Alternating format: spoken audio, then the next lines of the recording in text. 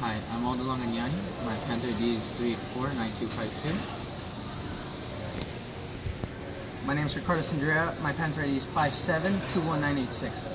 And this is This for is for- Lab Activity 3 for Yes. 4304 lab. Cool. I thought we were going to short this. Alright. That's fine. Just turn them. This. So this is for the Third lap. The third. No, JK. This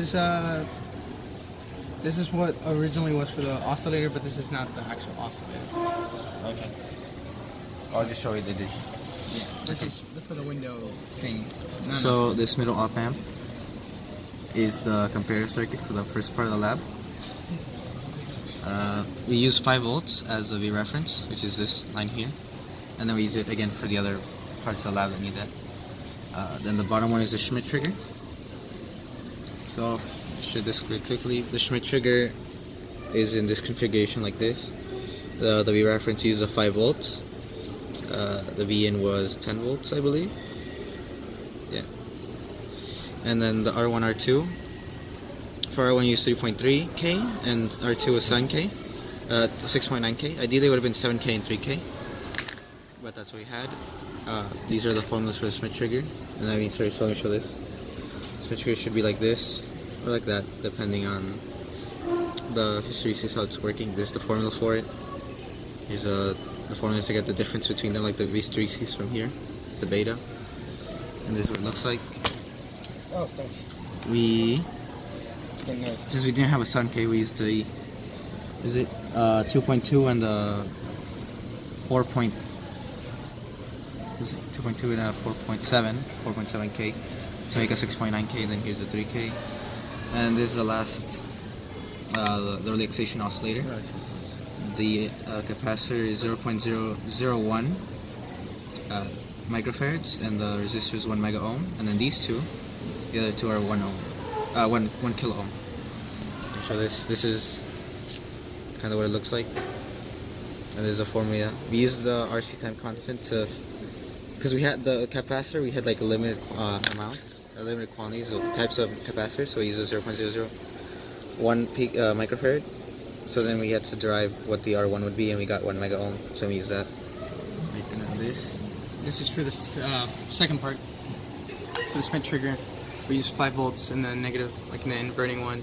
The transfer function that you see there. Yeah, this is what we get as the result. This is when we input a triangles wave thing, and this for the sign. It looks a little cleaner. One sec.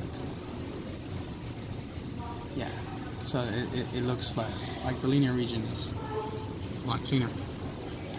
Here's the math for the second part. What we found, we made beta around 3, then R1 over R1 plus 2. This is for the. Sorry, this is my bad. This is for the first one, right? Yeah. This is for the first one. This is just comparator, and that's for the first one, right? This is theoretically we would get something like this, linear area, and then with the like we know, like we show, and this is just it looks less linear. I guess it breaks. For the second part, already shown the math for the like what we made beta, and then if we wanted the plus 14 minus 14 like an activity says, we just get this, and this would be our bottom and top. For my deck, there's only a plus minus 15. Let me open the second. They noticed that this was the first one.